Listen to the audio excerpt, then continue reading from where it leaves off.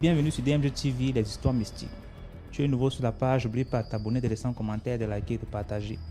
Tu veux raconter une histoire?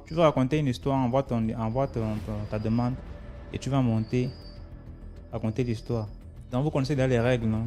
On ne mentionne pas les noms des gens, on n'indique pas les locations des gens. Il y a souvent des gens qui disent c'est bien d'indiquer pour sauver des vies, machin, mais en sauvant les vies, il ne faut pas qu'on condamne la vie de celle qui raconte ou de celui qui raconte. Rappelez-vous bien de ça. Le danger, c'est quoi? Quand on parle, par exemple, ok, il y a une maison où il y a une bailleresse qui a le serpent dans les toilettes et vous voulez qu'on indique particulièrement cette maison-là. C'est dangereux pour celle qui raconte, pour celui qui raconte. C'est seulement quand vous entrez dans une maison, on n'entre pas seulement s'installer, on met son matelas, on met tout. On fait les prières. Tu es chrétien, tu amènes ton pasteur, tu es musulman, tu amènes ton imam, et ainsi de suite. C'est tout ce qu'il faut. C'est le message qu'on veut savoir ici là. Ce n'est pas seulement de. On n'est pas là pour accuser. Ce n'est pas le tribunal ici là. Le tribunal, je sais pas. On n'est pas là pour faire un procès. Parce qu'après, il va falloir les preuves. Et on n'a pas ça ici. Moi, je n'ai pas ça en tout cas. Ok? C'est pas ici qu'on fait les règlements de compte. Non. C'est pas ici. Parce que je prends un simple exemple comme ça. Vous pouvez avoir une marque de fabrication de jus qui vient ici monter pour dire que leur fabrication de jus est démoniaque par exemple et prononce les noms. C'est peut-être qu'une histoire va comme ça, mais ça va faire une mauvaise publicité à leur usine de fabrication de jus. Et maintenant, moi, on va m'arrêter que c'est par moi qu'on est passé. Hein? Je ne suis pas dedans. S'il vous plaît. Mentionnez pas les noms. Celui qui va mentionner, je vais faire descendre, même ça va énerver les gens. Voilà. Ok. Bonsoir Larissa. Bonsoir DMG. Comment ça va? Je vais bien, j'espère que toi aussi tu vas bien. Très bien, merci. Okay. Bon, moi je suis au Gabon, je vais raconter une histoire que j'ai vécue en 2017. C'est lorsqu'un bossu m'avait donné sa bosse en plein marché. Bon, déjà, depuis l'enfance, je vois des choses, je perçois des petites visions que j'ai. Je peux deviner certains trucs qui vont arriver et tout. Donc, pour moi, c'est juste un don comme ça. Ça ne me sert pas trop pour aller faire de mauvaises choses, non. Mais bon, revenons à notre histoire. C'était la veille de la fête. Ça ne te sert pas trop pour aller faire les mauvaises choses, donc tu peux quand même faire les mauvaises choses. Non, pas du tout. Je fais pas de mauvaises choses. Ah, ok. Ok. Donc, revenons à mon histoire. C'était en 2017. C'était la veille de la fête. En fait, je suis musulmane. Je sais plus si c'était le Ramadan ou la Tabaski. Mais c'était la veille de la fête et on devait aller faire les courses à Montbouet. Je suis à Libreville. Arrivé au marché avec mes soeurs, on a commencé les courses. À Montbouet, il y a c'est tellement grand. Il y a Petit Paris, il y a la Tour, il y a Carrefour Léon-Bas. Bon, ça s'est passé à la Tour. À la Tour, il y a un magasin où nous sommes rentrés pour aller regarder des boîtes de conserve. Et comme nous sommes rentrés, déjà je tombe pas malade. Moi et les maladies, c'est chacun son côté. Pour que je m'évanouisse ou que je tombe malade, c'est rare. Parce que j'étais très très maladive quand je suis née. Et après 5 ans, c'est passé. Donc pour moi, les maladies, c'était pas ça. Mais dès que nous sommes rentrés dans le magasin, j'ai senti une présence bizarre. Puis je me suis évanouie. Et pendant que j'étais au sol, au fait, on m'a montré une vision d'horreur qui s'est passée dans le magasin il y a des années antérieures. C'était comme une maison où on torturait et on tuait les gens. Aussitôt, j'ai expliqué à mes soeurs parce qu'elles savent. Je suis la dernière du ventre de ma mère. Nous sommes 6. Donc, j'ai expliqué à mes soeurs que ici, ça ne va pas. Sortons. Donc, on a pu faire les courses. Nous sommes sortis. On était dans le marché. J'essayais de reprendre avec mes esprits et tout. Donc, on est allé chercher les condiments vers Petit Paris. Et il y a souvent des bossus là qui m'ont dit avec les petites assiettes là, les pièces et tout. Donc, il y a un qui demandait les pièces. Et je crois qu'il est du même pays que moi parce que je suis d'origine nigérienne. Mais je suis née au Gabon. Donc, on est passé. J'étais au milieu de mes 2 sœurs. L'avant-dernière et la 4e. Donc, On marchait et tout d'un coup, j'ai regardé le bossu m'a regardé, puis il a jeté sa bosse sur mon dos et je me suis écroulée en plein marché. En fait, c'était quelque chose vraiment.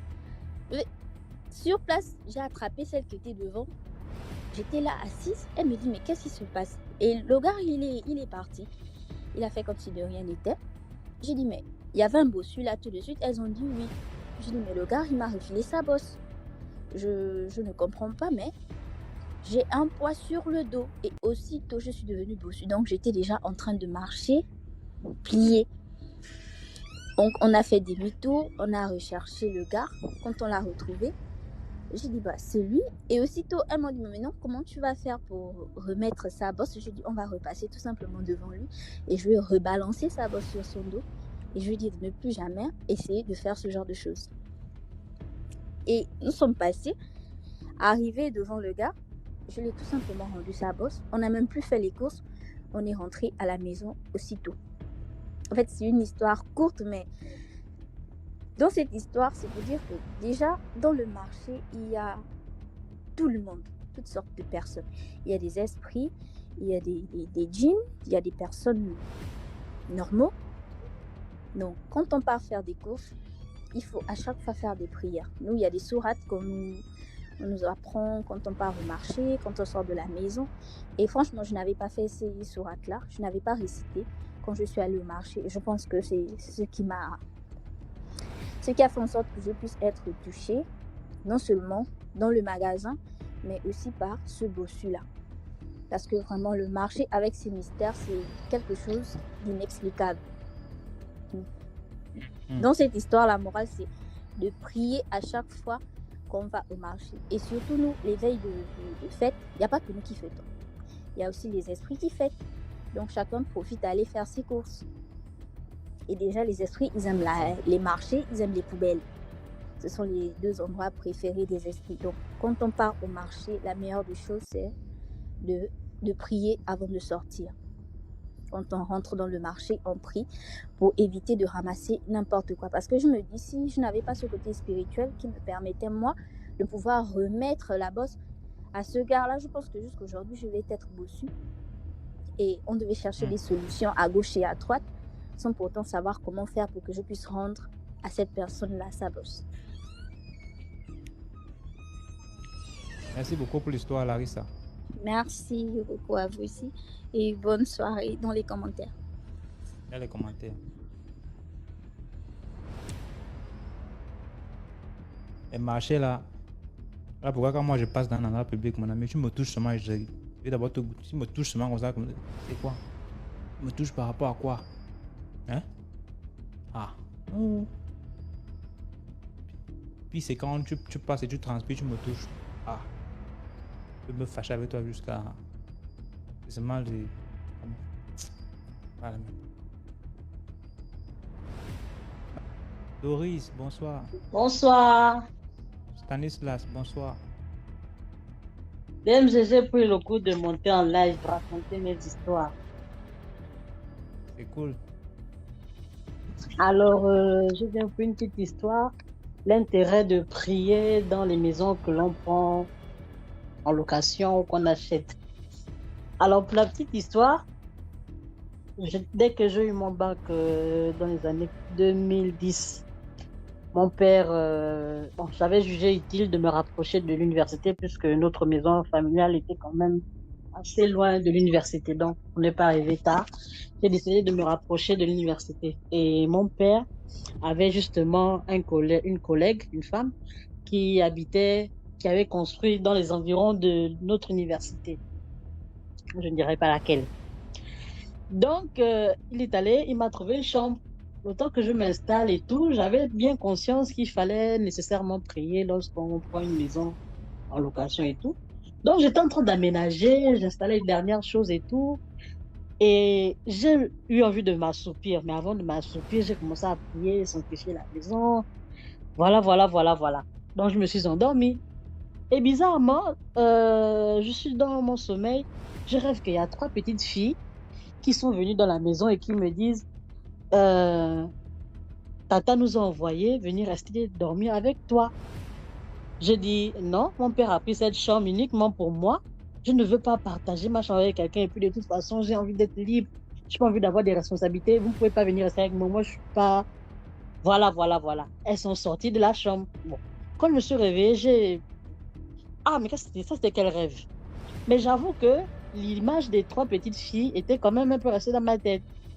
Donc, je signale que je m'installais comme ça en début d'année scolaire. Donc, peut-être 2 ou 3 semaines plus tard, les petits-enfants de la maman qui m'avaient loué la chambre sont arrivés. Et bizarrement, dès que j'ai vu les trois petites, l'image du rêve, je n'avais jamais vu les petites auparavant. Mais c'est exactement les trois petites filles que j'avais vues dans mon rêve. Distinctement, c'était ces trois petites filles-là. C'était les petites filles de la maman là. Elles sont venues. J'ai dit que, mais ça, c'est qui? On m'a dit ça, les petits-enfants de la maman là. Ah, ça m'a semblé tellement bizarre. J'ai dit que, mais je les ai déjà vus dans mon rêve en fait. Et j'ai compris que c'était vraiment important que ce jour-là, je puisse sanctifier la maison et que je refuse depuis dans le rêve de cohabiter avec les gens parce que c'est quand même bizarre de ne pas connaître des personnes que tu vois très distinctement dans ton rêve. Et voilà quoi. Donc c'est vraiment important de toujours sanctifier les maisons, quelle que soit la religion, quel que soit ce à quoi on croit, de toujours mettre soumettre les lieux dans lesquels nous sommes à l'autorité qui nous dirige, qui nous guide, quoi. Donc, c'était ça ma petite histoire pour aujourd'hui. Merci beaucoup pour l'histoire, Stanislas. De rien.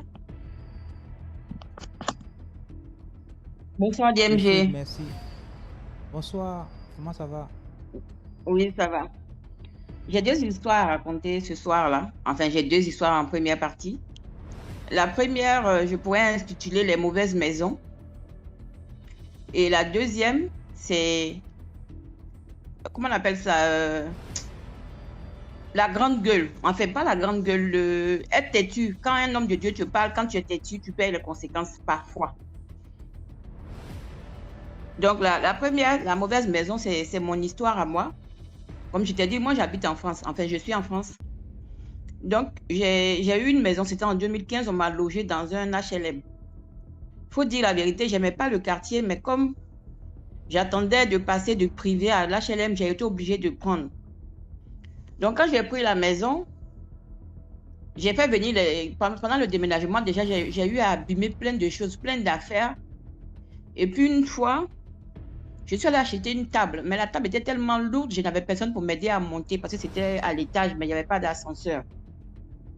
Je laisse la table en bas, une très belle table, hein, je laisse la table en bas. J'ai couvert ça avec une bonne couverture pour ne pas que les gens volent. Hein. Mais 2 heures après, je reviens, la table a été volée. Ça, c'était la première semaine où j'ai aménagé. Et donc, quand j'ai aménagé, je connaissais une femme, une servante de Dieu à Abidjan que j'ai appelée. Donc, elle m'a aidé à faire la bénédiction de la maison et tout. Maintenant, 2 semaines après, je fais un songe. Dans le songe, ça dit que le plafond de la maison, tout le plafond de la maison, c'est comme si on avait planté des caca dans tout le plafond de la maison. C'est comme si on avait planté du caca.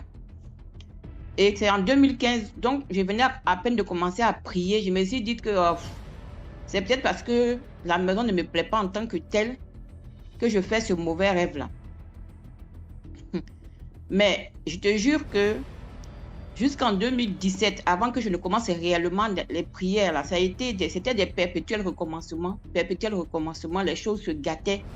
Je pouvais acheter un frigo, 3 mois après, ça se gâtait. Je pouvais acheter une machine, 3 mois après, ça se gâtait. Je ne te parle de la France. Hein. Donc, jusqu'à ce qu'en 2017, je croise un homme de Dieu. Bon, malgré que les choses se gâtaient, je faisais quand même, chaque fois, je bénissais la maison. Et puis, j'ai croisé maintenant un homme de Dieu vraiment très, très, très réputé chez nous au pays. J'ai pris ces éléments, j'ai prié dans la maison. Là, je faisais maintenant des songes à chaque fois. Et puis, j'ai moi-même mon frère aussi qui est pasteur. Donc, quand je vais à Abidjan, je ramène l'huile d'onction, je prie dans la maison. Jusqu'en 2018, je commence à chercher à déménager. Et je m'étais décidée, j'ai commencé à déposer mes dossiers parce que je me disais que la maison avait un problème. Donc, je commence à déménager. Je suis allée déposer même un dossier dans différentes villes. Et c'est là ma soeur Blanche, comme je t'explique toujours l'histoire de Blanche, Blanche m'appelle et puis elle me dit, ah, à chaque fois quand tu dis que ta maison là n'est pas bonne, je ne prenais pas ça au sérieux. Mais quand tu me dis que tu allais déposer tes dossiers, je fais un songe dans lequel je vois des personnes, des femmes qui sont en Afrique, hein, en train de se lamenter. Ouah, elle veut nous échapper, oh, elle veut déménager, oh, elle veut nous échapper, oh. Donc vraiment, ma soeur, il faut essayer de déménager vraiment. J'ai dit, ok, mais ici, là aussi, pour avoir une maison, c'est pas évident. Donc, une fois encore, je fais le ménage. J'ai fait un ménage de fond, mais l'histoire, c'était quoi? Je me retrouvais tout le temps en train de faire le ménage. Au moins 5 fois dans la journée, tu fais le ménage, mais c'est sale. Mais comme il y a les enfants, tu te dis, c'est les enfants qui ont sali. Mais c'était tellement tout le temps sale que ça devenait vraiment impossible à gérer. Donc, un jour, je prends mon temps, je fais vraiment tout le ménage. Et j'étais en ligne avec ma soeur, je lui dis, ah, je suis en train de faire le ménage à fond avec Blanche, mais Blanche, elle a des visions. Et puis elle me dit, ah, je suis en train de voir que à peine tu finis de faire le ménage, on ramène les camions qui ramassent les ordures, là. Chez nous, on appelle ça CITAF. Ici, bon, il y a la ville de Paris aussi qui a ça. Donc, dès que j'ai fini de faire le ménage, je lui ai dit, j'ai fini, et elle voit la vision. À peine j'ai fini de faire le ménage, ils ont ramené les camions qui ramassent les ordures, là, pour revenir verser ça dans la maison. Tu vois, donc, alors que c'est une maison que je bénis à chaque fois. Jusqu'à ce qu'en 2019, comme ça, je fasse un songe. Et dans le songe, je vois qu'on est venu m'enlever. C'est-à-dire, deux hommes m'ont ramassé comme ça, mes pieds, mes bras, et puis ils sont allés me déposer devant l'homme de Dieu, mais lui, il est au pays. Et puis le monsieur me dit, mais tu ne sais pas que ta maison, là, vole tes bénédictions? Il faut faire, tu vas quitter. Et c'est là, maintenant, je me suis décidé finalement à abandonner la maison. C'est pour dire quoi? Les maisons, souvent, c'est pas comme en Afrique, il y en a, mais en Europe, ici, il y en a. Et souvent, il y a des maisons où, quelle que soit la prière que tu vas faire dedans, c'est juste pour combattre. C'est-à-dire, tu es dans un perpétuel recommencement, tu es tout le temps dans les combats, dans les combats, dans les combats. Donc, c'est vrai, il faut prier pour entrer dans une maison. Mais une fois que ça ne va pas, il faut aussi abandonner. Parce que souvent, il y a des combats dans lesquels Dieu ne veut même pas nous mettre. Il peut nous faire contourner. Et il faut franchement que souvent on écoute. Ça, c'est ma première histoire. Maintenant, la deuxième histoire, c'est un couple. Je vais prendre Jeannot et Jeanne. Ils sont mariés depuis longtemps et ils ont des enfants. Sauf que le monsieur Jeannot, lui, il a eu un enfant hors mariage. Et l'enfant, il vivait au village avec sa maman. Et quand il a eu l'âge de venir à l'école, d'ailleurs de fréquenter, Jeannot s'est entendu avec sa femme. Ils sont allés récupérer l'enfant pour venir le scolariser à Abidjan. Mais depuis que l'enfant est arrivé dans la maison, il y avait tellement de choses bizarres. Bon, eux, ils prient, hein, c'est des chrétiens, ils prient. C'était tellement bizarre. Et puis, bon, ils voyaient, mais ils ne comprenaient pas. Mais seulement ce qui les a fatigués, c'est que l'enfant était tellement têtu que finalement, ils ont décidé de retourner l'enfant chez sa maman au village. Et quand ils arrivent au village, la maman aussi, elle n'a pas les moyens. Elle voit que son fils a eu la chance d'aller en ville pour aller fréquenter. Mais le même comportement qu'il avait au village, tout le monde le détestait. À cause de ce même comportement, son propre père biologique l'a rejeté. Donc du coup, la maman, à un moment donné, elle a dit, bon, c'est que son fils doit avoir un problème. C'est là, elle se retrouve maintenant dans un camp de prière. Tu vois le lien que je t'ai envoyé là? C'est dans ce camp de prière, la vieille se retrouve avec son fils. Et arrivé là-bas, quand le pasteur dit à l'enfant, mais tu es un sorcier, l'enfant discute. Jamais, lui n'est pas sorcier. L'enfant a discuté, ça le monsieur lui a dit, tu sais, tu es trop petit pour moi. Je vais te laisser dans ton coin et puis on va régler ça une autre fois. L'enfant a fait 2 jours, 3 jours et puis il est venu finalement, il vient voir l'homme de Dieu, il dit, oui c'est vrai, je suis sorcier, j'ai tenté mais je pense que tu es le plus fort. Et l'enfant a commencé à faire des aveux et des aveux et des aveux. Et avant sa délivrance, il approche de l'homme de Dieu en dehors même de comment on appelle ça, la confession publique. Il va voir l'homme de Dieu et puis dit à l'homme de Dieu, papa, la femme de mon père qui est à Abidjan, ma maman qui est à Abidjan là, je l'ai attachée, je l'ai tuée. Elle n'est pas encore morte, mais ça ne saurait tarder. Donc vraiment, si tu peux appeler mon papa qui est à Abidjan pour lui dire de venir avec ma maman qui est à Abidjan là, et puis tu vas prier pour elle, sinon ça ne peut pas aller. L'homme de Dieu a pris ça au sérieux, il prend le téléphone, il appelle le monsieur. Et puis il dit au monsieur, arrangez-vous à venir, c'est vraiment urgent. Et Jeannot, lui, il n'a pas discuté. Hein. Il a pris sa femme, il dit, venez avec votre femme, que c'est vraiment très urgent. Il y a votre fils qui est ici, qui est en train de faire des aveux. Et il a dit des choses sur votre femme, mais il faut que vous veniez pour que devant vous, l'enfant à vous. Effectivement, le monsieur se déplace, il vient avec sa femme. Et devant, l'enfant réitère ses aveux. Et il dit à l'homme, il dit à son papa, ah, j'ai tué maman. Il reste à ce qu'elle meurt réellement dans la vraie vie. Donc, voilà. Et l'homme de Dieu dit au monsieur, ah, c'est voilà ce que l'enfant a dit. Donc, moi, je dois poser une action prophétique, je dois prier sur vous et puis vous faire un bain d'huile, comme ça, pour briser cet esprit de mort que l'enfant a mis sur votre femme. Et que l'enfant a dit que l'enfant a mis sur la femme, bref. Et le papa, il écoute religieusement le pasteur. Et puis, il dit, je suis bien content que vous ayez trouvé une solution pour mon fils et tout. Mais moi, je ne suis pas évangélique. Il est chrétien, mais il n'est pas évangélique. Je ne vais pas dire autre chose. Il est chrétien, mais il n'est pas évangélique. Donc, lui, il va retourner à Abidjan pour aller voir ses responsables d'église. Et puis, ils vont faire ce qu'il y a à faire. Le pasteur dit non. Vous êtes déjà venu ici. Vous avez bien écouté les aveux de l'enfant. Si je ne fais pas ce qu'il faut, on ne sait pas ce qui va se passer. Le papa dit non. Que lui, il n'est pas évangélique. Il ne peut pas accepter que le pasteur l'a pris sur lui. Le monsieur a tout fait. Le papa a dit vraiment, c'est gentil, mais je ne peux pas. Je t'assure, il a pris la voiture avec sa femme. Ils ne sont pas arrivés à Abidjan. Ils ont fait un accident. La femme est morte sur la route. La femme est morte sur la route. Donc, une fois j'ai eu à expliquer cette histoire-là, les gens me disent non, et que le pasteur devait prier d'abord. Non. Il faudrait que le papa accepte, et la femme aussi accepte que le monsieur prie sur, le pasteur prie. Parce que là, c'est comme s'il y a eu une défiance, en fait, vis-à-vis de Dieu ou bien vis-à-vis du ministère. C'est pourquoi, souvent, il y a des décisions dans lesquelles il ne faut pas trop rentrer. Il y a une chose qui ne nuit pas dans la vie, c'est l'état de prière. Devant vous, votre enfant qui était sorcier depuis des années, il n'a même pas parlé, mais devant ce monsieur-là, il a réussi à avouer. On te dit simplement, on va prier sur ta femme. Tu dis non. Et que toi, tu n'adhères pas à cette doctrine-là, et tu vas retourner à Abidjan pour que tes responsables d'église prient sur la femme. Et voilà, sur le chemin du retour, la femme est décédée. Histoire authentique et histoire vraie. Donc voilà, ça c'est mon deuxième témoignage du jour. C'est vrai qu'il y a des faux hommes de Dieu, mais personne ne connaît l'onction qui est sur la vie d'un serviteur. Si tu te dis, laisse-moi prier, aucune prière n'est nuit. Si tu ne veux pas qu'il t'impose les mains, tu n'acceptes pas l'imposition des mains. Mais qu'il prie. C'est vrai, quand tu défies comme ça, Dieu même se met à refaire, il te regarde. Donc voilà, ça c'est ma première histoire. Après, je vais remonter encore pour d'autres histoires. Merci beaucoup. Merci beaucoup pour l'histoire, pour les deux histoires. Bonjour. Bonsoir Juliette. J'espère que vous allez bien. Ça va bien et toi? Ça va. En fait, j'ai envie de raconter deux histoires.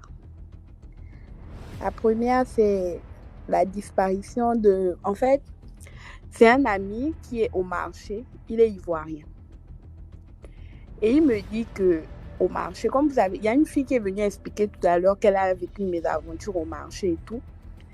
Il me dit que lui, à chaque fois qu'il allait au marché, il ne priait pas parce que c'est aussi un musulman. Donc, il me dit à chaque fois qu'il allait au marché, il ne priait pas. Que les pères, les hommes responsables qui étaient au marché lui disaient toujours que « Mais toi, comment tu fais? Tu viens au marché, tu ne pries pas. Nous, avant d'entrer dans nos boutiques, on prie et tout. Mais toi, tu ne fais jamais ça. Tu as toujours la tête en l'air et tout. » Il disait de toutes les façons, je suis musulman, je ne suis pas pratiquant. Je suis encore jeune en fait. Moi, je ne suis pas dans vos choses là. Il dit qu'un jour, il était aux environs de 11 heures. Il dit qu'il voit une dame qui entre dans le magasin. Elle entre dans le magasin. Elle commence à chercher en fait des produits qu'il n'avait pas dans son magasin. Bon, exemple, c'est un magasin de vente de téléphone. Elle entre et elle dit, est-ce que je peux avoir une montre, par exemple, ou je ne sais pas, une torche?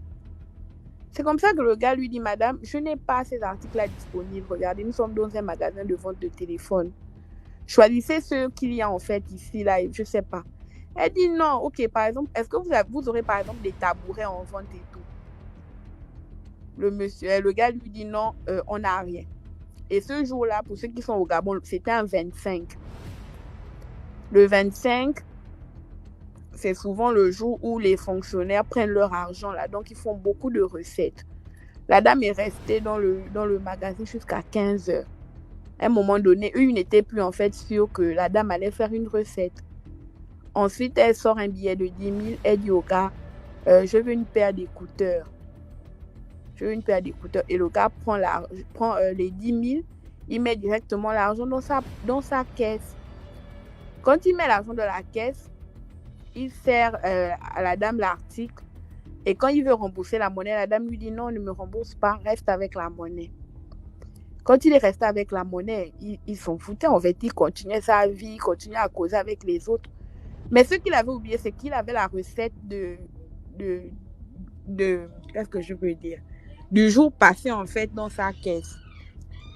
Alors quand il est resté, il n'a pas eu la présence d'esprit de fouiller la caisse. Ensuite, la dame a pris son article, elle est partie. Il dit que c'est aux environs de 17 heures. Quand il veut ouvrir la porte pour la caisse pour faire ses comptes, il se rend compte que les 600 et quelques mille qu'il avait dans la caisse n'y étaient plus. Alors il commence à crier. Mais chose bizarre, il dit que Dieu merci, ce jour-là, il avait gardé sa clé dans sa poche parce que dès qu'il mettait l'argent, il verrouillait carrément la caisse avec sa clé. Donc il dit qu'il a fouillé, il a appelé les autres personnes du marché, venez, écoutez ce qui m'arrive. Les autres sont venus. Quand les autres viennent, c'est comme ça que les plus sages du marché lui ont dit, c'est sûr que la dame est venue avec un billet magique. Il a demandé ce que c'était le billet magique. On lui a dit que le billet magique, c'est un billet, ou bien je ne sais pas, qu'on te donne, ou bien on donne aux commerçants. Et quand toi, tu mélanges ça à ton argent, ça fait disparaître toute ta recette. Donc, c'est comme ça qu'il a demandé des conseils et tout, machin. On lui a dit non, en fait, il est trop tard. Que s'il avait compris les conseils qu'on lui donnait, il y a des, je ne sais pas comment on appelle ça chez les musulmans, des versets bibliques, je ne sais pas comment on appelle ça chez les musulmans, qu'on récite tous les matins. Les sourates. Voilà, qu'on récite les matins, qui empêchent ce genre de choses. Donc, il me dit, malheureusement, bon, son argent est parti. Bon, il n'a pas été sage, comme il m'a dit. Et puis, depuis ce jour-là, en fait, il a appris qu'il y avait des choses comme ça qui se passaient. Sinon, avant, il ne savait pas. Donc, ça, c'est ma première histoire. Maintenant, je ne sais pas si je peux raconter la deuxième. D'accord, vas-y. Ok. En fait, quand l'histoire s'est passée, j'étais encore adolescente, j'étais vers les 17 ans. En fait, c'est la tante d'une amie qui est malheureusement décédée. C'est elle qui a vécu cette histoire-là. Alors, à cette époque-là, c'était le genre de personne pas très chanceuse dans la vie. Hein. Elle était ici à Libreville, elle avait 3 enfants de 3 pères différents. En fait, elle ne faisait vraiment rien de sa vie. Mais elle était là, elle vivait. Et ce n'était pas une personne problématique. Hein. Ça allait quand même pour elle. Et un jour, elle disait toujours aux gens qui l'entouraient qu'elle allait rencontrer un monsieur riche, elle allait partir, etc.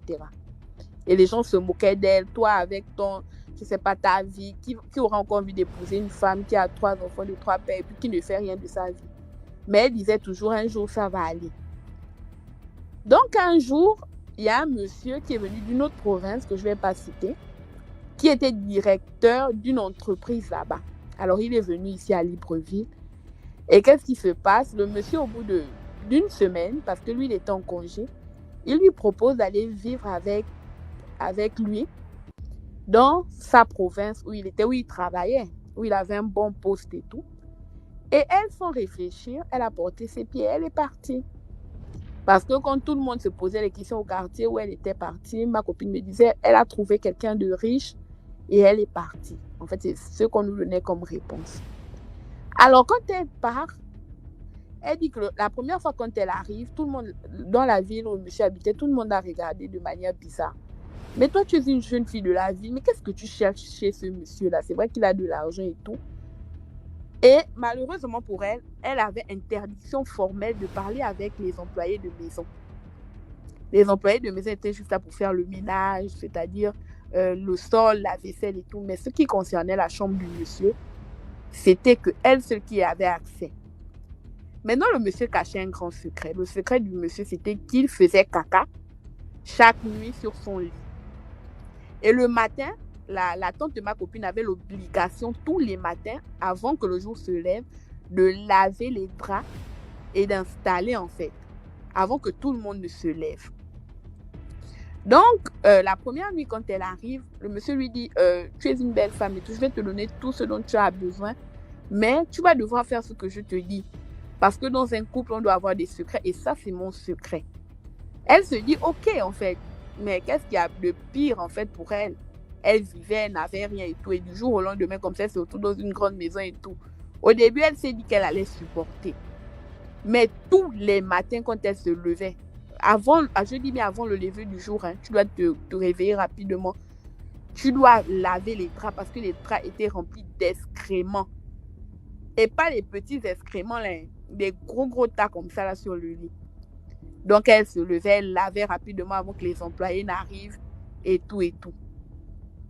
Donc, un jour, elle a dit au monsieur qu'elle ne pouvait plus continuer parce qu'elle avait déjà appelé ici à Libreville, elle avait informé sa famille qu'elle ne pouvait, en fait, qu'elle ne se sentait pas bien, elle n'était pas en sécurité, tout qu'elle voulait rentrer. Sa mère lui a dit non de rester, que tu vas revenir ici, là, c'est grâce à toi qu'on mange et c'est grâce à toi même qu'on réussit même à envoyer tes enfants à l'école. Parce que je tiens à te rappeler que ici, là, tu ne faisais rien de ta vie et tout, mais malgré que, je sais pas, que tu nous dises que tu souffres, là-bas, au moins, ça va. Donc, c'est comme ça qu'elle est restée. Tous les matins, elle lavait. Et quand elle disait que quand le monsieur se levait, genre, c'est comme s'il avait passé sa nuit à courir, ou bien, je sais pas, il était toujours fatigué. Donc, c'est elle qui doit se lever très tôt le matin. Elle lave le monsieur rapidement, elle lave les draps, elle nettoie tout et elle met dehors. Donc, un jour, elle était tellement épuisée. Un jour, elle demande à la ménagère que, mais tous les jours, quand vous venez ici, vous faites le ménage et tout, et vous partez, vous ne m'adressez même pas la parole. C'est comme ça que la ménagère lui dit, non, madame, nous, on aimerait bien vous parler, mais on a interdiction de vous parler. C'est comme ça qu'elle demande à la ménagère de s'asseoir et de lui expliquer des trucs. La ménagère lui dit, non, avant que vous n'arriviez, le monsieur avait déjà une femme auparavant, mais la femme est décédée. La femme est décédée parce que selon les gens du quartier, elle avait découvert un secret qu'il ne fallait pas découvrir. C'est comme ça qu'elle a dit, ok. Et quand elle était en train de parler avec la dame de ménage, le monsieur est sorti. Il s'est énervé. Il a ordonné immédiatement que la ménagère, en fait, s'en aille. Il a remis de l'argent. Tiens, c'est l'argent du mois. Prends ça et dégage. Je ne veux plus te voir. C'est comme ça que le calvaire a continué. À un moment donné, elle a commencé à perdre ses cheveux. Elle perdait ses cheveux, elle maigrissait. Elle dit qu'un jour, elle est sortie. Il y avait une dame dans la ville chez qui, une fois, elle avait acheté des oranges. La dame lui a dit que ma fille, pourquoi tu permets de mourir comme ça? C'est comme ça qu'elle demande à la dame, mais mourir comment? La dame lui dit que ma fille, je ne te connais pas. Mais je te demande que si tu as encore une mère, retourne chez toi. Je ne sais pas. Demande à ta mère de faire quelque chose pour toi. Je vois que tu n'es pas une mauvaise personne, mais pourquoi tu te laisses mourir comme ça? Elle dit qu'elle n'a plus parlé, elle est rentrée à la maison. Puis un jour, le monsieur voyait qu'elle était devenue tellement triste, bizarre et tout. Il lui dit, je vais bien te laisser partir chez toi, mais à une condition. Si avant le lever du jour, tu te lèves, et cette fois-ci, au lieu de faire le ménage, de tout nettoyer, tu manges mes excréments, là, tu pourras rentrer chez toi et tu pourras être libre. Elle dit qu'elle s'est mise à pleurer. Elle a demandé que Seigneur Jésus, je suis dans quel problème comme ça? Elle a appelé sa mère, elle a expliqué. Comme ses parents, ce n'étaient pas des gens qui étaient soit dans la tradition, soit dans le christianisme, et ils ne savaient pas quoi faire. Le problème a persisté. Plus une semaine plus tard, elle a mangé les excréments du monsieur comme il avait demandé. Il lui a remis la somme de 6 millions. Je me rappelle très bien de la somme qu'il lui avait remis. Il lui a remis la somme de 6 millions après avoir mangé les excréments. Et il lui a dit, maintenant tu peux partir, tu es libre. Quand elle est partie, quand elle est arrivée ici à Libreville, je vous jure devant Dieu que parce que ma copine se vantait à chaque fois que sa tante avait trouvé un mari qui avait de l'argent, qui était riche et tout, qui envoyait même de l'argent, qui scolarisait ses frères et sœurs. Quand elle est arrivée ici à Libreville, je vous jure devant Dieu qu'elle ne ressemblait pas à quelqu'un, soi-disant qui avait trouvé un mari riche. Elle ne ressemblait plus à quelqu'un qui avait trouvé un mari riche. Elle était tellement devenue fanée et tout. Quand elle est arrivée, elle n'avait qu'un petit sac. Les cheveux sur la tête étaient presque quittés et tout. Quand elle est arrivée, on a contacté un prêtre exorciste parce que tous les soirs chez eux, il n'y avait que les séances de prière, les prières, les chansons et tout. Donc, quand elle est arrivée, elle n'a même pas fait un mois. Hein. On a déclaré qu'elle avait eu un cancer du cerveau, un truc comme une lourde maladie façon là. Elle avait eu un cancer du cerveau. Après, on l'a internée. Elle n'a même pas fait un mois de vie, elle est décédée. Donc, en fait, c'est ce qui s'est passé. Et puis, en fait, je me suis rappelé de l'histoire maintenant parce que il y a de cela quelques mois, hein, c'était l'anniversaire de sa mort. Ils ont fait une cérémonie et tout. Donc, c'était pour dire aux jeunes filles, vous connaissez déjà, attention. L'argent. Bon, bref, bonne soirée à tous dans les commentaires. Merci beaucoup, Juliette, pour l'histoire. De rien. Dans les commentaires. Hello, DMG, ça va? Ça va très bien et toi? Ça va. C'est la première fois que je monte dans ton live. En fait, j'ai juste une petite histoire à raconter. Alors, quand j'étais au bled, en fait, au Cameroun, j'avais perdu ma grand-mère et tout. Elle était venue sur Yaoundé parce qu'elle était malade. Du coup, elle est morte à la maison. Et ensuite, on a préparé son deuil et puis on est allé... il y a eu la levée du corps et on est allé au village et tout. Du coup, on arrive, on installe la dépouille, on met tout est OK. Et là, on est assise. Moi, il faut rappeler que c'est la première fois que j'allais au village. Bon, donc je ne savais pas, moi, comment ça se passait. Du coup, il y a un fou qui arrive. Il commence à danser, il chante et tout. On étonne. J'ai fait, mais il veut quoi, lui? Pourquoi il chante, en fait? Il dit, ouais, les villageois sont contents aujourd'hui, ils vont bien manger et tout. Ah, moi, je me dis, comme c'est des villageois, il y a beaucoup de nourriture, ils vont s'amuser, ils vont manger. En fait, il ne parlait pas de cette nourriture-là, en fait. Du coup, à un moment de la soirée, il vient, il voit mon oncle, il lui dit, en fait, il ne faut pas aller... les réunions, vous savez, les réunions qu'on fait souvent là, pendant le deuil, dans la nuit, là, 23h minuit, on appelle ça, en patois, ça s'appelle un silaouf, en fait. Et en français, ça veut dire demande du deuil et tout ce qui s'est passé. Il vient, il voit mon oncle, il lui dit, faut pas assister à ça. Parce que si tu assistes à ça, ça va aller mal pour toi, en fait. Ils vont te faire un truc là-bas. Mon oncle lui dit, va là-bas et tout, va là-bas. Mais qu'est-ce que tu me veux et tout. Il le chasse comme un malpropre, en fait. Le pauvre. Bon. Il a dit, moi, j'ai juste prévenu. Moi, je m'en vais. Du coup, on a continué la veillée le vendredi soir et tout. Le samedi, on enterre et tout. Du coup, nous, on rentre sur Yaoundé. Et mon oncle, il prend sa voiture avec d'autres personnes dans la voiture et tout. Il vivait aussi à Yaoundé, donc il est rentré sur Yaoundé. Et là, ils ont fait un accident. C'est le seul, en fait, qui est mort dans la voiture. Les autres, ils n'ont rien eu. Rien, en fait. Donc, en fait, le fou, il avait raison. Ça veut dire que le fou, il était doublé et qu'il savait, en fait, ce qui devait arriver. C'est quand même incroyable. Ça veut dire que les fous, en fait, ils ont une capacité de discernement qui n'est pas négligée, en fait. Bon, voilà ma petite histoire. Je vous souhaite une bonne soirée et je vous dis à bientôt. Merci beaucoup, LSM. Et bonne soirée à toi aussi. Merci. Au revoir. Bonsoir. Abla. Bonsoir, DMG. Comment ça va? Bonsoir, ça va bien. Et vous? Très bien, merci. Ok. En fait, j'aimerais partager un petit message avec vous, mon histoire. En fait, quand j'étais dans l'enfance, j'avais banalement 6 ans. Lorsque la couturière, il y avait une couturière devant notre maison là, qui me faisait des petites robes, elle était gentille avec moi. Et de temps en temps, quand je revenais de l'école, j'allais rester chez elle en attendant que ma maman ne revienne. Donc voilà, un samedi soir, on nous apprend que la couturière est décédée.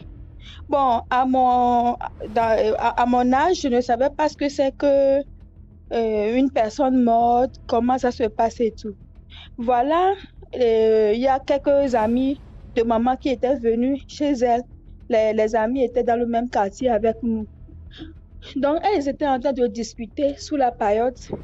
Et maintenant, là où moi j'étais assis, il y avait un couloir. Moi, je peux regarder dans le couloir, mais la position de maman et ses amis sous la paillote, elles ne peuvent pas voir ce qui se passait dans le couloir. Or, là où moi j'étais assis, je pouvais voir dans le couloir. Et au fond du couloir, j'aperçois la dame qui était censée manger. Je la vois dans une robe verte au fond du couloir. Elle me faisait la main de venir. Je disais, oh, pourquoi elle m'appelle?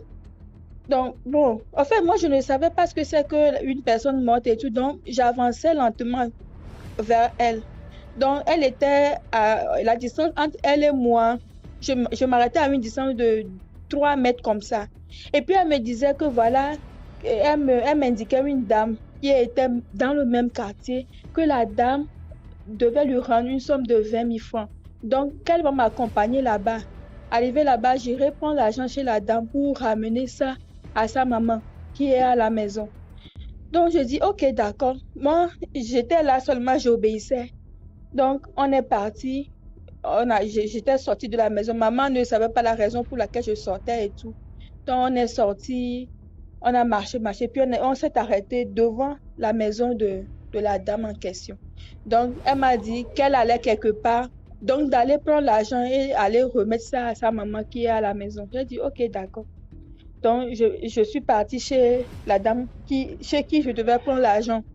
Donc, voilà, je lui transmets le message et c'est là, elle a commencé par crier, oh, que la dame, et qu'effectivement, que elle lui doit une somme de 20 000 francs. Elle a commencé par raconter l'histoire qui s'est passée entre eux. Mais la dame est censée morte. Où est-ce que je l'ai vue? J'étais là, je le regardais, je regardais la dame chez qui on m'a envoyé. Je la regardais comme ça quoi. Et puis c'est là, elle a tenu ma main, m'a amené chez maman. Elle m'a dit que voilà, que c'est ce qui s'était passé. Maman a commencé par crier, où est-ce que j'ai vu fantôme? Que la personne est morte. Enfin, ils essaient de me faire comprendre. Et là, lentement, la dame a dit qu'elle ne veut pas des problèmes. Elle est repartie à la maison, puisque c'est comme si la dame ne voulait pas payer depuis. Donc voilà, elle est repartie à la maison, elle a pris la somme. On nous a accompagnés tous à la maison mortuaire. On a remis l'argent et tout. Et c'est là, j'ai un oncle qui est prêtre. Il a prié pour moi et tout. Voilà quoi.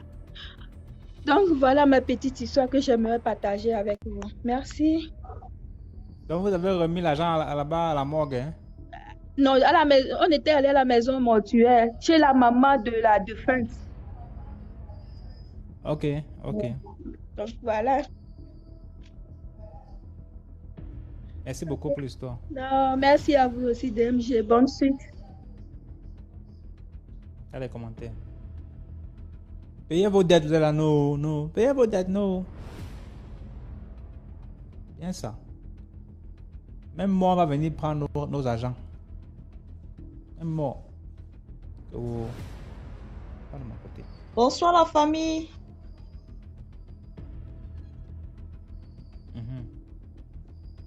Bien, l'histoire que je vais raconter ce soir, c'est une histoire dont j'ai été témoin. En fait, il s'est trouvé que en 2004, nous étions en famille. Et un jour, on était à la maison un midi et voilà un jeune qui vient. Il rentre dans la cour et mon père, il faut que je signifie que mon père était le président des Béninois dans la ville où nous étions.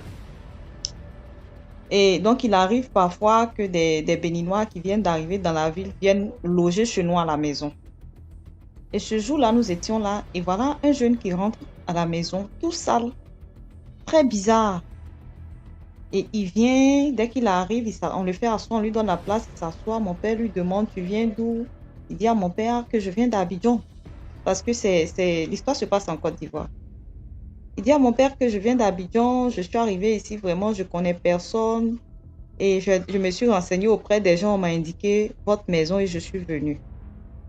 Mon père a dit, OK, il n'y a pas de problème. Il y a des chambres qui sont là pour les étrangers qui viennent. Et on loge le jeune homme. On le loge, il reste avec nous, il commence à se familiariser. Un jour, mon père lui demande, qu'est-ce que tu sais faire comme travail? Et il dit à mon père qu'il a appris la photographie, qu'il sait faire la photographie. Donc, mon père lui achète un appareil numérique et il le met en contact avec, un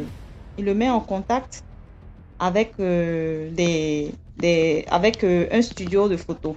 Voilà. Et le monsieur qui commence à aller au travail et tout, il allait au travail et il venait manger chez nous. Et il est arrivé un moment, à un moment donné, il a demandé de prendre sa maison.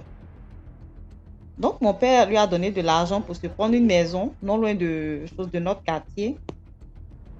C'est ainsi qu'il a commencé à aller vivre chez lui. Il finissait le travail, il venait manger chez nous et puis il partait dormir chez lui à la maison. Et un soir, aux environs de 19h, il m'a demandé de l'accompagner. Ici, il y a des marchés de nuit.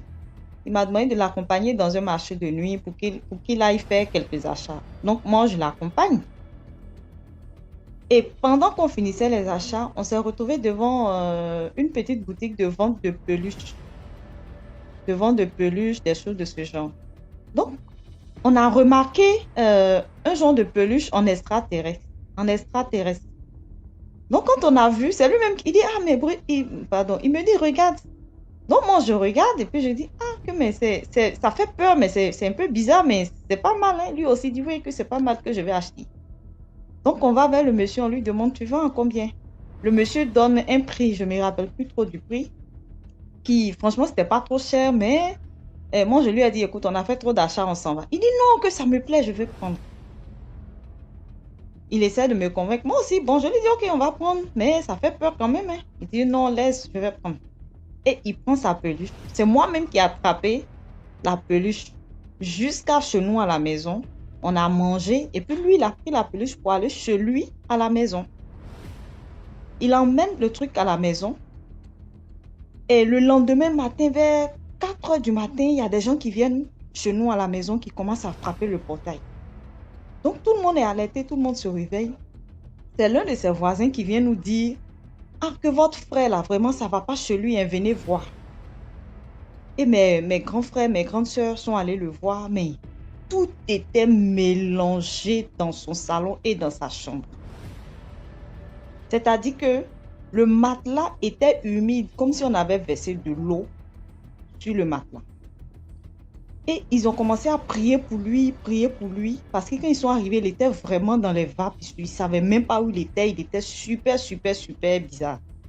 Donc ils ont prié pour lui, et quand il s'est retrouvé, ils lui ont demandé, mais qu'est-ce qu'il y a? Et chose bizarre, la peluche n'était plus accrochée au plafond dans le salon, parce que c'est là-bas qu'il l'avait mis. La peluche s'est retrouvée au sol, dans l'angle au salon. Donc on lui demande, mais qu'est-ce que tu as? Qu'est-ce qui ne va pas? Il dit que pendant qu'il dormait la nuit, il a entendu un grand bruit comme quelque chose qui est tombé dans son salon. Et le temps qu'il réagisse, il s'est retrouvé avec la peluche sur son lit. Et lui et la peluche ont commencé à se battre. Les deux ont commencé à se battre jusqu'à ce que le truc même lui serre le cou. Et lui, il ne savait plus où il en était. Tout ce qu'il disait Jésus. Et il dit qu'il avait perdu toutes ses forces. Et c'est Jésus, il disait. Jusqu'à ce que ses voisins entendent les bruits. Et quand ses voisins ont cassé sa porte et qu'ils sont rentrés, tout s'est arrêté. C'est là que ses voisins sont venus nous appeler à la maison. Et vraiment, ce jour, moi-même, je m'en voulais. J'étais désespérée parce que j'ai dit que j'étais avec lui quand il a acheté la peluche. Et ils ont appelé un pasteur qui est venu prendre la peluche. Et le monsieur en question, ils sont allés à l'église, ils ont prié pour lui, brûler la peluche.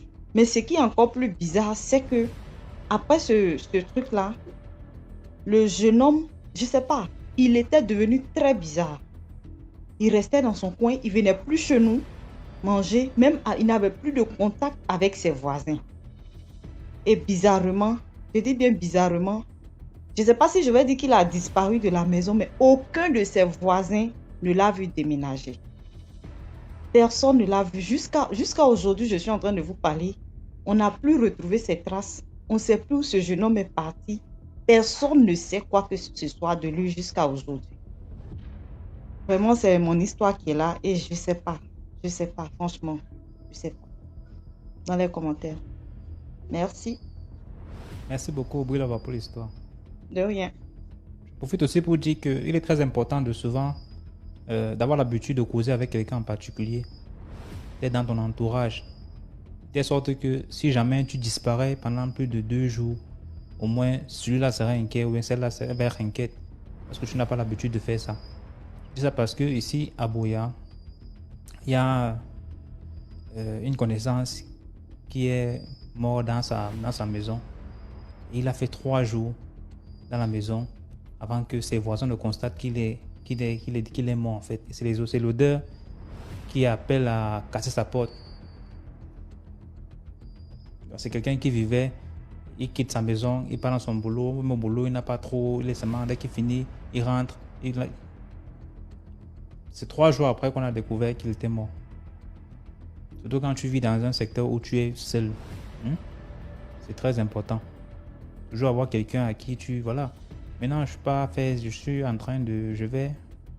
C'est vrai, on va dire, oh, ça ne donne pas donner trop d'indices, machin, mais il y a des gens...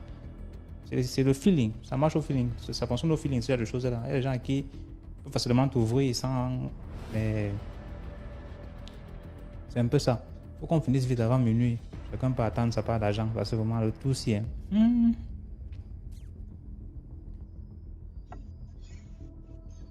Comment vous allez? Très bien, et toi?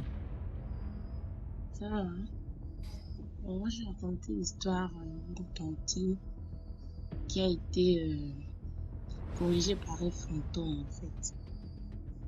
Le volume est pas, tu as les écouteurs? Non, j'ai pas les écouteurs. Voilà, c'est mieux là. Ah, c'est bon? D'accord, donc je disais mieux. que c'est l'histoire d'une tante. Bon, une tante, c'est une tante du quartier qui a été corrigée par un fantôme, en fait. Donc, il y a eu une vingtaine d'années. C'était une tante qui était du genre qui sortait tout le temps. La nuit, elle était dehors. Elle avait une fille qui avait à peu près 3 ans. Sa petite fille avec qui elle vivait, elle louait une petite chambre. Elle vivait qu'à 2. Sa fille, elle. Mais c'était une prostituée. Donc, la nuit, elle sortait. Elle laissait sa fille seule dans la maison. Donc, la journée, elle est dans le quartier. Elle dort toute la journée. Quand elle se réveille, elle fait à manger à sa fille. Dès qu'il est 21h, elle sort. Mais, elle droguait sa fille pour sortir. Donc, elle mettait un enfant des somnifères à sa fille pour qu'au moins elle passe toute sa soirée dehors et elle rentre que le matin, la petite fille dort. Ça, c'était son secret à elle. Personne ne savait ce qu'elle faisait, en fait. Donc, la nuit, quand elle est prête à sortir, elle donne la nourriture à son enfant. Elle met les somnifères dans sa nourriture. L'enfant mange, l'enfant dort. Elle ferme la porte à clé. Elle sort, elle va dans ses choses, faire sa prostitution et elle rentre que le matin. Donc, c'était la vie qu'elle menait, en fait, dans le quartier. C'est comme ça qu'un jour, un vendredi soir, il y a le show, c'est la fin du mois. Donc, elle a ses bises qui l'ont appelée. Non, on va l'appeler Carmela. Non, Carmela, tu es où et tout. Non, j'arrive et tout. Il y a des bons bises ici, viens et tout. Donc, comme d'habitude, elle a fait à manger à sa fille. Elle a mis les somnifères dans la nourriture de l'enfant. Elle a fermé la porte, elle s'est habillée bien, elle est sortie. Mais de chez elle à la route principale, il y avait quand même une route non goudronnée. Et c'était dans l'obscurité. Donc, au moins, on va dire 500 mètres avant d'arriver à la route principale. Donc, elle explique que elle a commencé à marcher pour arriver à la route principale. C'est comme ça qu'en marchant, elle voit un monsieur qui est tout seul dans l'obscurité, qui commence à dire c'est comme ça que elle s'étonne que papa là il est debout, il crée c'est pour dire qu'on va. Elle commence à insulter le gars. Elle dit au gars imbécile, c'est quoi? C'est toi qui me nourris, pourquoi tu es en train de faire là? Laisse-moi tranquille, on se connaît pas. Elle continue de marcher. Papa est debout, il ne parle pas. Tout ce qu'il fait, c'est qu'il crie hum. C'est tout ce que le monsieur a dit. Elle a continué à marcher en l'insultant. Tu te prends pour qui? Pourquoi tu te mêles de mes choses? C'est quoi? Parce qu'elle était vraiment habillée de façon vraiment vulgaire, en fait. Une petite jupe, un petit haut avec des talons, en fait. Donc, le monsieur faisait crier dans l'obscurité. Elle n'a pas vu le visage du monsieur. Elle voyait juste le monsieur dans l'obscurité, en fait, qui faisait C'est ça que elle a continué à marcher. Elle est arrivée à la route principale. C'est pour ça qu'elle a patienté le taxi pour aller dans ses choses. Elle est restée debout à attendre le taxi. C'était dans les 22h, 23h. Quand elle arrive, elle voit un taxi qui arrive. Elle arrête le taxi. Elle monte à l'avant avec le taximan. Il roule. Elle dit au taximan, non, je vais à tel endroit. Le taximan ne répond même pas. Le taxi démarre seulement. C'est pour ça que pendant que le taxi est en train de rouler, elles sent que le taxi ne bouge pas. C'est-à-dire le taximan ne bouge pas. Il est braqué sur le volant comme ça. Elle se dit, mais elle fait pas attention, elle continue à parler, à raconter des histoires au gars, non, comment tu vas et tout. Et à soirée, ça va, le taximan ne répond pas, en fait. Le taximan, il ne bouge pas. En fait, il est assis, il tient juste au volant, il ne bouge pas. Il est juste concentré sur la route. C'est qu'ils arrivent dans l'endroit où elle arrivait, non loin de là. Elle remarque quand elle tend, elle met les yeux, les pieds du gars. Elle constate que le gars n'a pas de pieds. C'est ça que elle a crié Jésus. C'est-à-dire que les gens qui étaient là où il y avait le snack ont vu les phares de la voiture arriver. Donc, ils voient une voiture qui sont en train d'arriver, ils voient les phares, mais tout d'un coup, ils voient qu'il n'y a plus de voiture en fait. Ils sont seulement quelqu'un qui tombe comme si on avait balancé quelqu'un du ciel jusqu'au sol. Boum! Ils sentent que la voiture qui était là, et où les gens en courent, ils la trouvent, elle est allongée, elle ne bouge plus. C'est qu'on l'attrape et tout, on essaie de la secouer. On l'amène à l'hôpital. Rien. C'est qu'ils ont fait venir un homme de Dieu pour essayer de voir ce qui se passe. L'homme de Dieu est arrivé, elle s'est confessée, elle a dit, non, elle a expliqué un peu sa histoire. L'homme de Dieu là a expliqué qu'en fait, ce sont les gens du quartier qui ont voulu, on va dire quoi, lui donner une leçon en fait. C'est que c'est quelqu'un qui avait observé un peu ce qu'elle faisait et qui a voulu en fait lui donner une leçon. Par rapport à ce que c'est déjà être droguée, sa fille, c'est pas normal, une fille de 3 ans, et elle sortait tous les soirs. Quelqu'un aurait pu venir faire l'enfant du mal derrière, en fait. On ne sait jamais. Donc, elle est restée traumatisée de cette histoire, en fait. Et aujourd'hui, c'est une dame qui va au marché de chez nous. Moi, je suis gabonaise. Elle va au marché dans ma ville. Ça fait des années qu'elle a arrêté cette vie-là. Elle s'est vraiment concentrée, elle est devenue chrétienne. Aujourd'hui, elle ne s'est pas mariée, elle n'a pas eu de mari, mais sa fille est devenue une grande femme aujourd'hui. Elle a eu le bac et tout. Mais elle est restée traumatisée. Et elle dit toujours que pour elle, c'est Dieu qui lui a donné un signe, en fait, de changer de vie par rapport à ce qu'elle faisait. Donc, c'était un peu ça l'histoire que j'avais à partager, que faisons attention, protégeons nos enfants. Parce que même quand on est dans un quartier, tout le monde nous voit, en fait. Ce qu'on fait, les gens voient. Encore que pour elle, ça a été quelque chose de positif. Mais ça aurait pu être quelqu'un qui aurait pu vouloir faire du mal à son enfant ou bien faire du mal à elle-même, en fait. Il n'y a que Dieu qui a pu bien faire les choses. Donc, c'était ça mon histoire DMJ. Merci beaucoup pour l'histoire. De rien, bonne soirée. Allô? Bonsoir.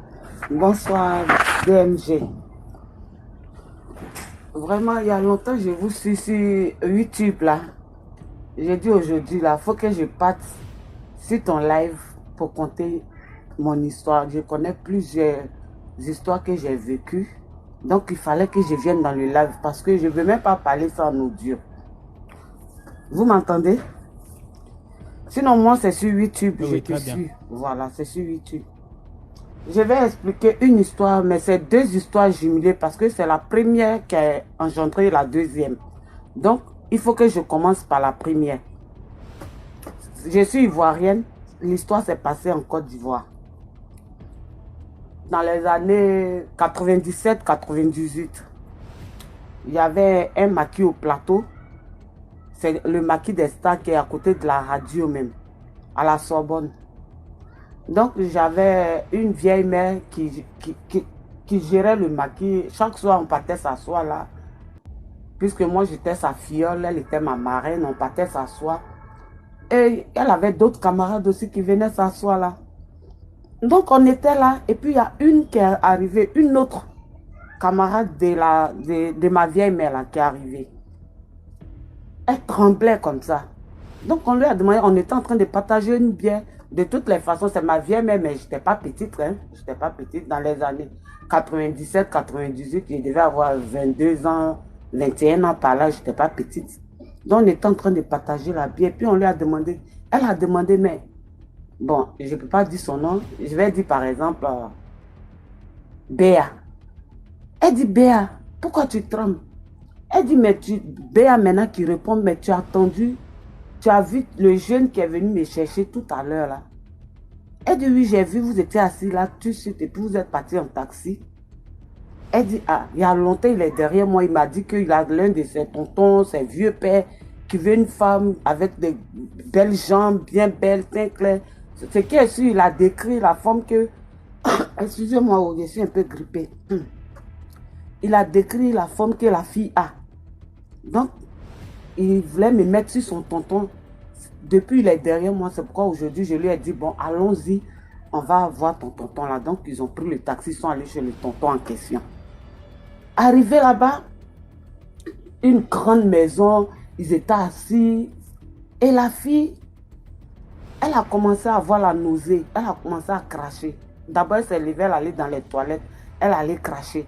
Elle est revenue s'asseoir au salon. Ils lui ont servi à boire. Elle avait la salive dans la bouche. Le monsieur lui demande, mais pourquoi tu as la salive dans la bouche? Elle dit, j'ai la nausée que je suis enceinte.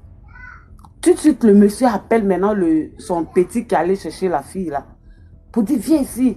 Est-ce que je t'ai dit de m'envoyer une femme enceinte? Je t'ai dit de m'envoyer une femme enceinte? Pourquoi tu t'en vas prendre une femme enceinte? Prends-la et puis fais-la retourner. Donc, quand elle est venue, elle a expliqué ça comme ça. C'est comme ça, il y avait une tante guinéenne qui était assise avec nous, que je connais très bien. Elle, son papa, son oncle est diplomate en Côte d'Ivoire. Elle est quittée en Guinée pour venir exercer en Côte d'Ivoire, un diplomate. Donc nous tous en parlant, on dit, toi aussi tu connais personne, tu connais pas la personne, et puis tu t'en vas avec lui comme ça. Il te dit qu'il va te brancher, tu sais même pas c'est qui, tu le suis. Elle dit, mais comme le jeune même là, il y a longtemps, il cause avec moi, il parle avec moi. C'est pour ça que je l'ai suivi. Sinon, bon, on ne sait jamais aussi où la chance peut quitter. On a dit, ah, mais tu as eu la chance que la salive... Bon, elle dit, je ne sais même pas, mais quand je suis arrivée chez lui comme ça, j'ai eu la nausée. C'est comme ça la tante guinéenne a dit, mes filles, ce n'est pas une histoire de tu ne le connais pas, tu le connais. Une personne peut te connaître pendant 20 ans et puis s'il veut te faire du mal, il va te faire du mal. Il peut même te connaître aujourd'hui. S'il veut te faire du mal, il va te faire du mal. Donc, je vous conte mon histoire. C'est comme ça qu'elle a commencé. Elle dit, mon oncle était affecté en Côte d'Ivoire. Il a quitté la Guinée. Un diplomate. Il a quitté la Guinée pour aller exercer en Côte d'Ivoire. Elle était avec lui là-bas. Donc, elle dit, un matin, elle sortait pour aller à la boulangerie, prendre le pain pour venir. Il y a un monsieur qui a garé sa voiture. Il dit, maman, tu es belle. Et puis, si tu la vois, c'est une guinéenne peule jolie. Vous connaissez la beauté, les beautés guinéennes là, les peules guinéennes, de toute façon, elles sont belles là. Tu es jolie, tu es où? Tu habites chez qui? Elle dit, je suis chez mon papa. Il dit, alors je vais connaître tes parents. Il est parti, le monsieur est parti avec elle. Ah, j'ai vu votre fille là, qui était à la boulangerie. J'ai dit, je vais connaître ses parents, elle me plaît, m'intéresse et tout ça. Je vous dis que je vous parle d'une grande personnalité de la Côte d'Ivoire qui a dragué la petite. Et ils sont partis. Mais comme on ne peut pas citer les noms, donc il est parti chez les parents de la fille. Là. Il s'est présenté. Ah, à partir d'aujourd'hui, je vais être avec votre fille et tout ça là. Le tonton de la fille diplomate là, le monsieur diplomate dit, il n'y a pas de problème. Comme vous êtes venu à la maison, il n'y a pas de problème. Donc toujours il venait. Il envoie les sacs de riz, il envoie les présents, il envoie les cadeaux. Pendant 2 ans. Longtemps. Donc, il a mis la fille en question. Quand il vient, il donne l'enveloppe à la fille, il donne aussi aux parents. Malgré que son tonton avait l'argent. Mais lui, le monsieur lui donnait encore de l'argent. Il a dit à la fille que, ah, comme tu n'as jamais connu chez moi, je viens toujours chez vous ici. Aujourd'hui, là, tu vas aller connaître la maison. Il a demandé la permission à l'oncle de la fille. Elle va aller connaître la maison aujourd'hui et puis bon, je vais venir la redéposer. Son tonton dit, ok, bonne nuit, good night. Ok, go sleep. Ok, bonne nuit, ok, go sleep. Donc c'est comme ça.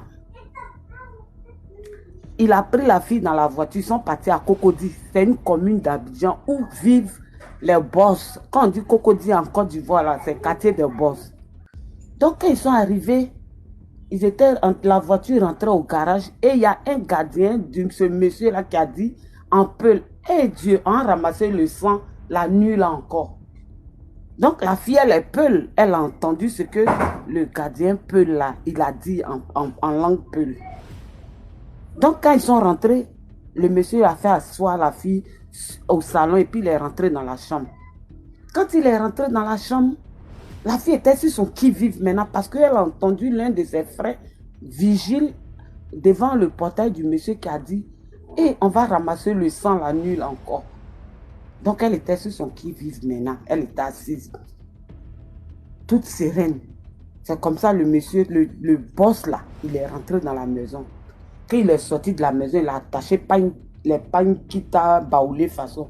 Les pagnes de combien. Quand on dit chez nous, en Côte d'Ivoire, combien là, sans baoulé, ça veut dire pagnes des féticheurs. Les féticheurs, ils les attachent pour danser. Il avait attaché au rein. Il a mis kaolé sur lui, partout. Il a attrapé que des chevals là. Petit comme ça dans sa main. Donc c'est le queue de cheval là. Excusez-moi, c'est la queue de cheval là. Il voulait prendre pour taper la fille. Pour la neutraliser. Donc il veut la toucher avec la queue. Elle fait le tour du salon. Puisque quand elle a entendu, on va ramasser le sang encore la nuit, elle a commencé à visionner dans la maison au cas où elle peut passer pour sortir. Elle avait repéré une fenêtre qui était ouverte. Donc elle a commencé à tourner autour des fauteuils. Le monsieur l'a poursuivi dans le salon là. Elle dit, elle ne sait pas comment elle s'est arrangée. Elle a sauté par la fenêtre. Quand elle a sauté par la fenêtre, le monsieur, lui, il est sorti directement pour aller dire au gardien, poursuivez, rattrapez-la.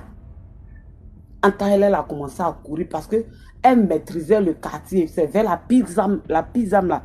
La Pizam, c'est une grande clinique de la Côte d'Ivoire qui est renommée, qui est située dans le quartier des Boss. Elle a dit, c'est vers là-bas. Elle a commencé à courir. C'est une piste comme ça. Donc, il y a un monsieur, un autre vigile qui est sorti de la maison où lui suivait. Et puis, il a dit, viens. Elle dit, elle avait peur. Il dit, j'ai dit, viens. Donc, elle est venue. Quand elle est venue, il dit, il faut rentrer, cache-toi. Que chaque jour, c'est comme ça, on poursuit les filles ici. Il faut te cacher. Donc, il a caché la fille. Les gardiens, là, leur patron les a dit, non, qu'elle l'a rattrapée. Elle dit, elle attendait. Et Dieu, on fait comment la nuit là? Elle est rentrée où? Elle est passée où? On fait comment? Et Seigneur, on fait comment pour la rattraper? Ils ont commencé à la chercher. Elle dit, où elle est cachée là? On dirait, il n'a qu'à avoir un trou, elle va rentrer dans la terre. Elle n'avait pas confiance aussi au gardien aussi qui l'a cachée là. C'est dans ça là, juste ils l'ont cherché. Elle dit, ils sont partis. Ils se sont retournés. Quand ils se sont retournés là, ils sont revenus encore demander au vigile qui a caché la fille là. Que tu n'as pas vu une fille courir passer ici? Le gardien l'a dit. Oui, je l'ai vu, elle a couru, elle a continué là-bas. Mais je ne sais pas pourquoi elle courait. Elle est partie. Donc ils sont partis jusqu'à... Elle est partie jusqu'à... Ils sont partis, ils sont au goudron là-bas, ils ne l'ont pas vu, ils se sont retournés. Et puis ils sont partis. Elle dit, le monsieur, là, le vigile qui l'a caché là, l'a gardé jusqu'au petit matin. Vers les 5h30 là, lui-même, il a pris un taxi. Il est parti chercher le taxi. Il est venu garer le taxi là. Et puis il a mis la fille dedans. Il dit, couche-toi dans le taxi. Et puis le taxi l'a déposé à la maison. Quand le taxi l'a déposé à la maison, elle s'en va. Elle explique ça à son oncle qui est diplomate là. Son oncle, que voilà ce qui m'est arrivé. Son oncle appelle le monsieur. Le monsieur qui lui dit, si tu ne fermes pas ta bouche sur cette affaire-là, tu seras radié de partout toute ta vie. Ok. Tu seras radié toute ta vie. Dans tous les pays où tu vas passer là, ton travail sera gâté. Donc tu fermes ta bouche là-dessus. Elle dit, mes filles, c'est comme ça mon oncle là. Il n'a pas parlé d'affaires là. le monsieur là, on n'a plus eu de ses nouvelles, mais il vit, on le voit à la télé, il est là, on ne peut pas parler. Donc voilà comment il a échappé pour dire que c'est pas au premier vue d'œil, à la première rencontre que quelqu'un peut te faire du mal. C'est à Dieu, ok. C'est à Dieu seulement on peut se confier. C'est comme ça la femme là, elle a expliqué son histoire. Nous tous on était assis, on dit tu dis quoi pendant 2 ans. Il vient à la maison chez vous, il mange là, il fait tout. Le jour où tu allais connaître chez lui là, c'était pour te tuer. Donc Yako. Donc c'était l'histoire que je voulais expliquer. Maintenant il y a une autre histoire. Si tu veux que je continue, je peux continuer. On va prendre d'abord une autre histoire avant de revenir sur toi. D'accord. Donc on a tout à l'heure. Merci et puis partagez la vidéo. Vraiment c'est une bonne initiative. Merci, partagez, commentez, likez. Voilà. Ok. Bonsoir DMG. Bonsoir. Bonsoir. Voilà. Bon, j'ai tellement d'histoires, mais il y a une qui vient de... C'est celle-là que j'avais prévu raconter mercredi et puis il n'y a pas eu de live. C'est l'histoire du monsieur que le chat matait. En fait, c'était un monsieur très riche et qui dit richesse, dit une vie dissolue. Le monsieur, il a eu plusieurs femmes qui ne sont pas restées et il a rencontré une jeune dame qui est à côté de lui. Cette dame-là, cette jeune dame-là, il ne l'a pas épousée. Mais elle vivait avec lui et le monsieur avait des maîtresses et des maîtresses dehors. Jusqu'à ce qu'il tombe malade, gravement malade. Il était malade en telle enseigne que il a dépensé des millions et des millions de francs pour se faire soigner. Il a même finalement dû vendre ses véhicules. Il avait plein de voitures. Il était réellement à la quitte de la mort, c'est-à-dire il était devenu chétif. C'est dans ça, une connaissance de sa femme avec laquelle il vit, femme en parenthèse, vu qu'il ne l'a pas épousée, lui a parlé d'un homme de Dieu qui est vraiment bon. Donc, le jour où ils ont pris le monsieur pour envoyer chez l'homme de Dieu en question, c'était un jour de culte. Le culte était public. C'est la pauvre jeune dame-là qui portait le monsieur au dos. Elle a mis au dos et puis elle a envoyé chez l'homme de Dieu. Et dans le public, il y a quelqu'un qui a reconnu ce monsieur-là. C'est lui-même qui est venu parler du monsieur pour dire « Ah, ce monsieur-là, c'est pas un petit monsieur. Il était tellement riche que lui, il est surpris de voir le monsieur dans cet état-là, abandonné de tous. Et c'est la petite femme-là qui le porte au dos pour l'envoyer à la prière. » Donc, pendant que le monsieur était malade, il avait un chat à la maison chez lui. Donc, quand il était couché dans son lit, il ne pouvait pas bouger hein, parce qu'il fallait tout lui faire. La pauvre femme était obligée de tout lui faire, même lui porter les couches et tout. Il n'y avait que la femme et le chat. Et donc, quand le monsieur est couché dans son lit, deux fois, son chat vient et puis le chat commence à le masser. Le chat commence à le masser. Il a même filmé le chat en train de le masser. La femme a filmé le chat en train de le masser. Donc, quand, par la grâce de Dieu, ils sont arrivés chez ce serviteur de Dieu-là, qui a commencé les prières, et puis, miracle, le monsieur est guéri. C'est-à-dire, le monsieur de la maladie à la guérison, c'est deux personnes différentes. Quand il était malade, on se disait qu'il était vieux, là, il avait l'air d'avoir dans les 80 années et tout. Mais quand il est guéri, c'était un très bel homme, il était très grand, vraiment un très bel homme. Donc, il est venu à l'église, il a rendu son témoignage. Et quand il rendait son témoignage, il dit, il a fait un rêve dans lequel Dieu lui a dit, ma fille qui a été à côté de toi pendant que tu étais malade là, il faut l'épouser, il faut la marier. Tu vois? Donc il est venu, il a rendu le témoignage à l'église. Et puis l'homme de Dieu lui a dit, oui, il faut la marier. Tu n'as pas besoin de faire un mariage grandiose. Il faut faire un petit truc, même un mariage à 4, je t'encourage. Parce que quand Dieu donne comme ça des directives, il faut les suivre. DMG, le monsieur n'a pas marié la femme. Et j'ai oublié, une petite parenthèse, j'ai oublié même, c'est le plus important. Quand il est venu chez l'homme de Dieu avec sa femme, et puis l'homme de Dieu a donné de l'huile pour aller bénir la maison, tout et tout, le chat a disparu de la maison. J'avais oublié ça, c'est la parenthèse la plus importante. Le chat a disparu de la maison. C'est-à-dire le premier jour, ils sont allés chez l'homme de Dieu. Et puis, il a donné des huiles, des parfums, tout. Ils sont venus, ils ont aspergé la maison. Le chat a disparu de la maison. Donc, quelques jours après, 2 semaines après, comme ça, le monsieur fait un songe. Dans le songe, il voit son chat sur la clôture. Sauf que le chat a porté un pull vert.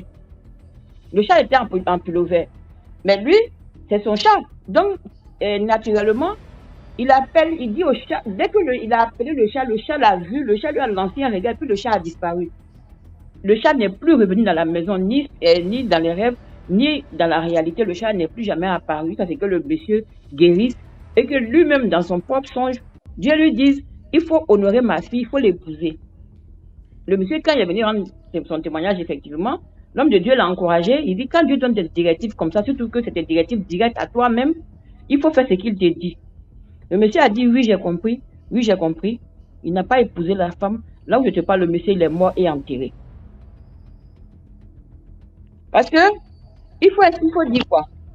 Quand le monsieur avait l'argent dans cette vie dissolue, là, il a fait des choses qui ont blessé la femme, mais par amour et puis par fidélité, elle est restée auprès de lui. Là où tout le monde l'a abandonné, elle est restée auprès de lui.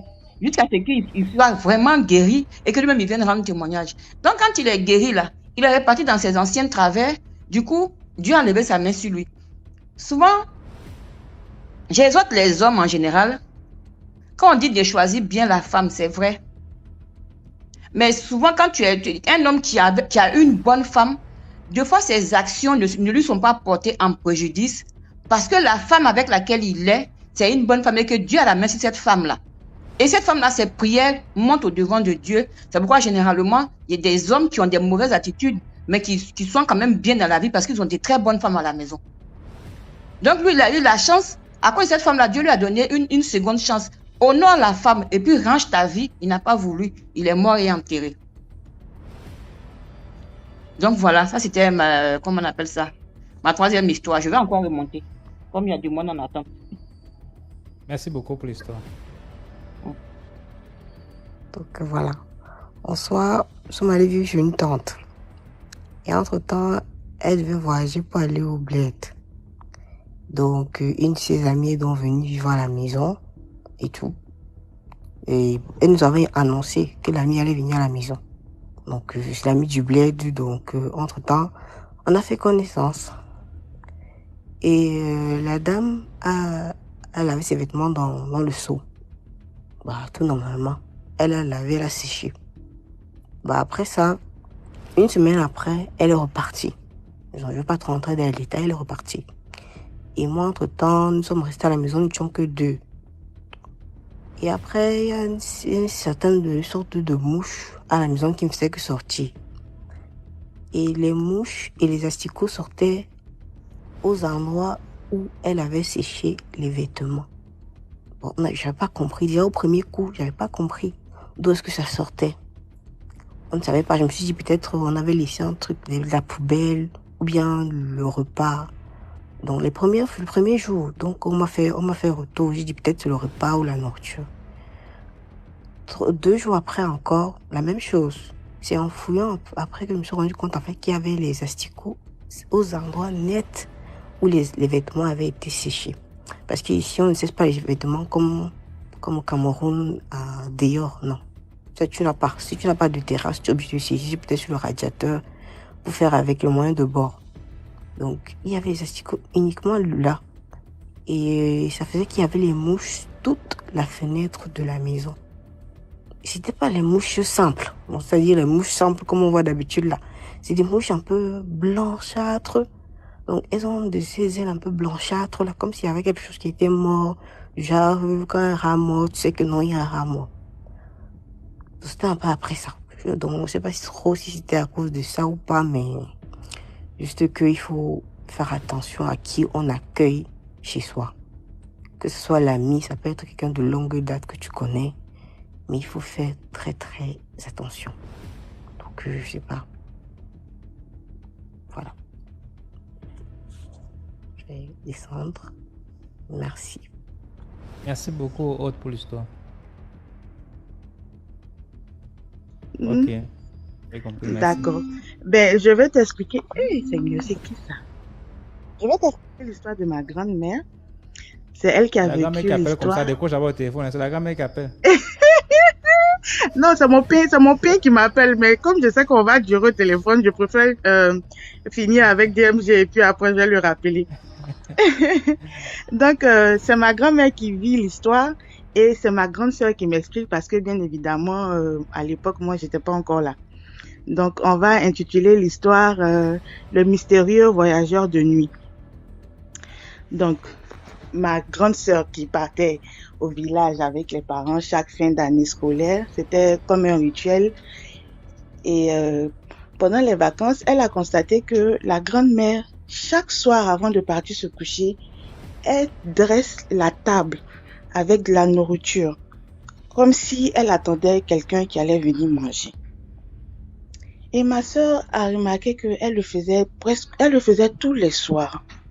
Et un jour, elle lui a demandé, mais pourquoi est-ce que la nuit, quand on part se coucher, tu mets la table comme si quelqu'un va venir manger?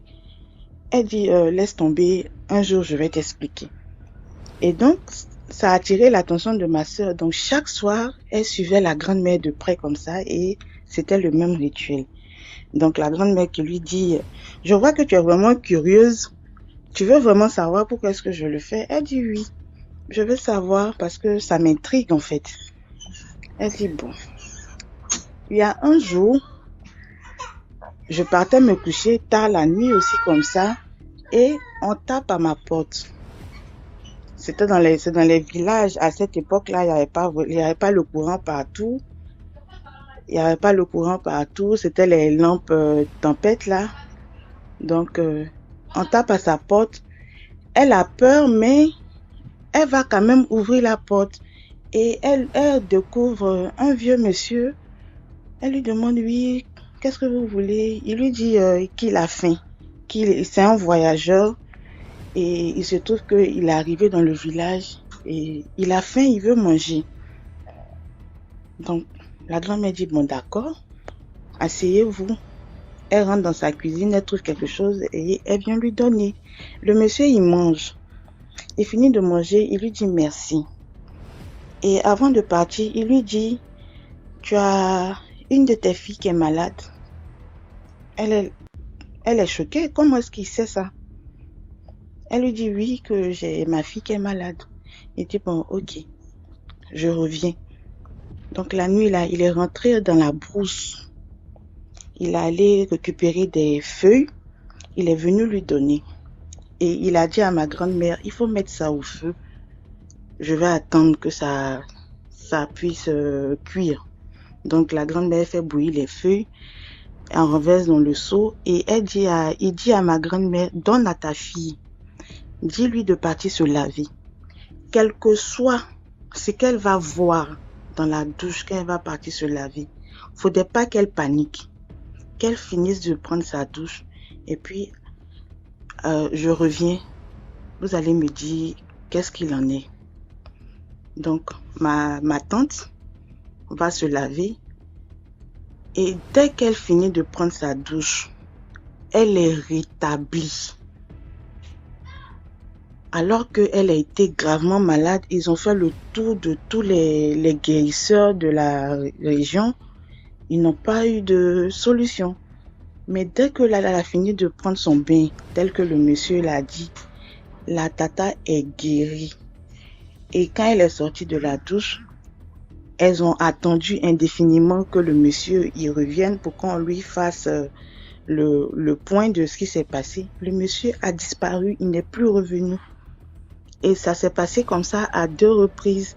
Et depuis lors, elle a gardé comme, je vais dire rituel, si on peut le dire ainsi, de toujours avoir à manger dans sa maison.